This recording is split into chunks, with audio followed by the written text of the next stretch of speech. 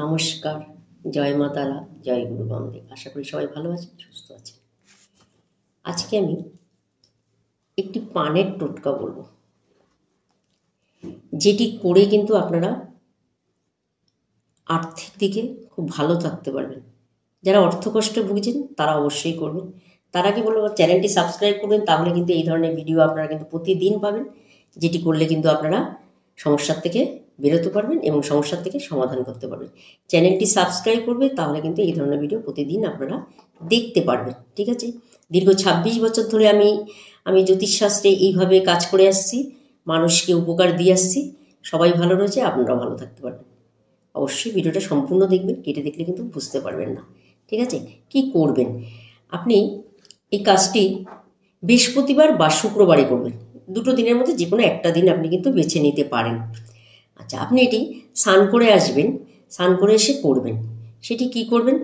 আপনি একটি বাজার থেকে একটি ভালো নিখুঁত পান কিনে আনবেন, সুন্দর দেখে। পানটি কিনে নিয়ে একটু জল দিয়ে ভালো করে পরিষ্কার করে ধুয়ে এবং মুছে নেবেন। নিয়ে তার উপরে আপনি কি করবেন? এটা কিন্তু বৃহস্পতিবার বা শুক্রবার দিন করবেন। তার উপরে আপনি একটি স্বস্তিক আঁকবেন। ঠিক আছে?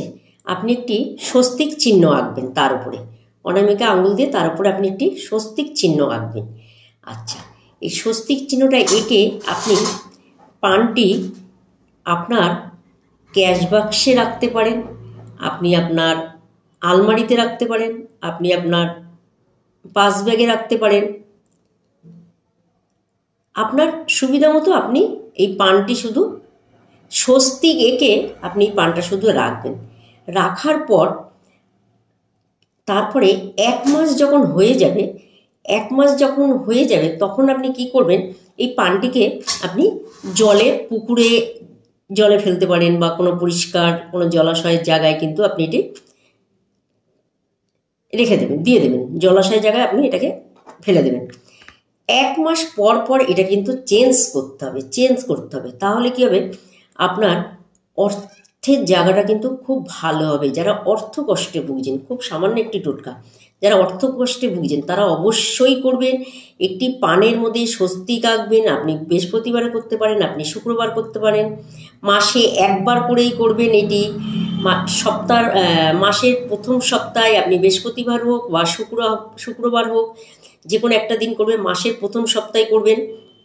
তাহলে আপনি কিন্তু এই টোটকাটি করলে কিন্তু আপনার অর্থ কিন্তু সঞ্চয় হবে এবং অর্থ কিন্তু স্থায়িত্ব হবে এবং স্থির থাকবে। মা লক্ষ্মী তো চঞ্চলা, সেই হিসাবে বলি, পানের মধ্যে যদি স্বস্তিক আপনি এঁকে যদি আপনি অর্থের জায়গায় রাখেন, মা লক্ষ্মী কিন্তু আপনার ওখানে বসবাস করবে, অবশ্যই করবে। যারা ব্যবসা করছেন তারা ব্যবসার জায়গায় রাখবেন, যারা ঘরে থাকেন তারা ঘরে ক্যাশ বাক্সে বা ক্যাশ যেখানে রাখেন সেখানে করবেন। খুব ভালো ফল পাবেন। এটা বৃহস্পতিবার বা শুক্রবার করবেন, মাসে একদিন করবেন। করে এটাকে মাসে একবার জলে দিয়ে দেবেন, দেওয়ার পর আবার নতুন করে করবেন। এরকম আপনি মোটামুটি 3টে সপ্তাহ করুন। 3 মাসে 3 বার অন্তত আপনি করুন। দেখুন আপনার আর্থিক সঞ্চয়ের জায়গাটা খুব স্থির হবে এবং ডেভেলপ হবে। খুব ভালো থাকতে পারবেন। অবশ্যই করবেন, সকলে করবেন, ভালো থাকতে পারবেন।